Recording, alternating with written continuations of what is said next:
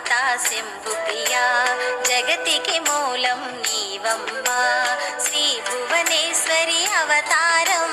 జగమంతటికి ఆధారం హేరంబునికి మాతవుగా హరిహరాదులు సేవింప చండుని ముండుని సంహారం చాముండేశ్వరి అవతారం పద్మరేకుల కాంతులతో బాలా త్రిపుర సుందరిగా